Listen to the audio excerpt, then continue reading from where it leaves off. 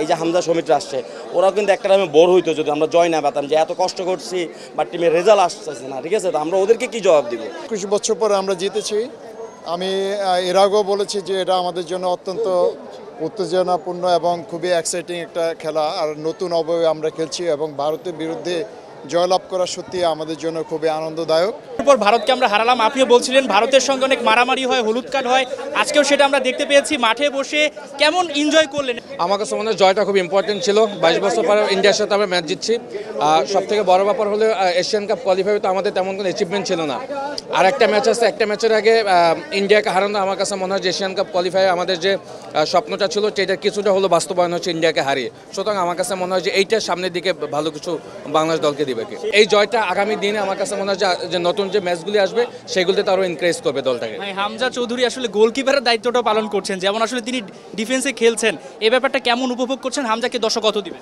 আমার কাছে শুধু 10-এর 10 না 10 থেকেও বেশি পাবে সে, কারণ এই এশিয়ান কাপ কোয়ালিফাই আমার কাছে মনে হয় যে আমাদের যে গ্রুপের যে 4টা দল সব থেকে বেস্ট প্লেয়ার হলো হামজা, অন্য দল থেকে সব বিবেচনা করলে Hamza is the best player. ভারতকে একটা দাঁত ভাগার জবাব দেওয়া হলো কিনা? তারা তো আমাদের মার্চে অনেক অসহযোগিতা করেছিল।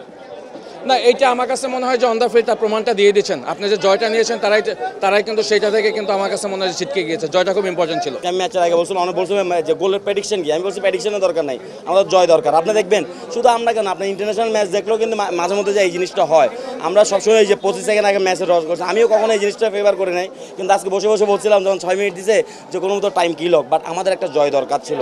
আপনি দেখেন এই যে হামজা সমিতিরা আসছে, ওরাও কিন্তু একটা টাইমে বোর হইতো যদি আমরা জয় না পেতাম, যে এত কষ্ট করছি বাট টিমের রেজাল্ট আসতেছে না। ঠিক আছে, তো আমরা ওদেরকে কি জবাব দিব?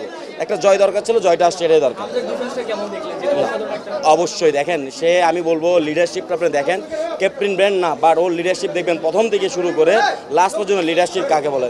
তো এটাকেই বলবো একজন ইন্টারন্যাশনাল প্লেয়ার, একজন যে ইংলিশ প্রিমিয়ার লিগের প্লেয়ার, বড় মানের প্লেয়ার, এখানে তার প্রমাণটা বোঝায়।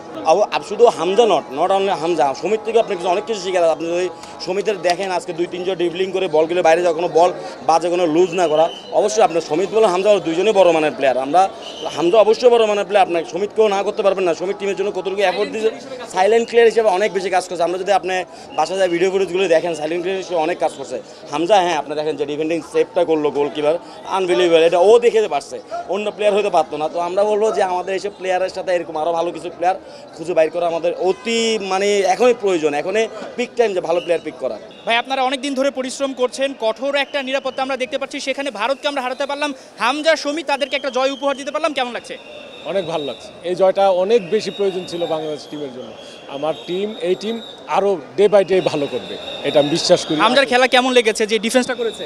অনেক ভালো, গুছানো ফুটবল, একবারে কোনো তৈরি হইতে দেয় নাই। ও নিজে সব টোটাল ডিফেন্সটা নিজেই কন্ট্রোলে নিয়ে। হামজা আসলে অলিখিত ক্যাপ্টেন। অবশ্যই অলিখিত ক্যাপ্টেন। এটা অবশ্যই বাংলাদেশের জন্য উপহার। আমি মনে করি এই জয় সারা বাংলাদেশের মানুষের জয়, এটা ফুটবলের জয় হয়েছে। আমরা এই ফুটবল ফেডারেশন, নবনির্বাচিত কমিটি, হ্যাঁ, ইন্ডিয়া টিমকে যেভাবে আমরা হারিয়েছি এবং এই মাসের যেভাবে আমরা ডমিনেট করেছি, আমরা মনে করি এটা ফুটবলকে আমরা সামনে আরও এগিয়ে নিয়ে যেতে পারবো। কাজ করার ক্ষেত্রে আপনারা একটা আলাদা শক্তি পাবেন ইনশাল্লাহ। আমরা এই কাজের মাধ্যমে আমরা এটা অনুপ্রেরণা আরও বাড়বে আমাদের, ইনশাল্লাহ।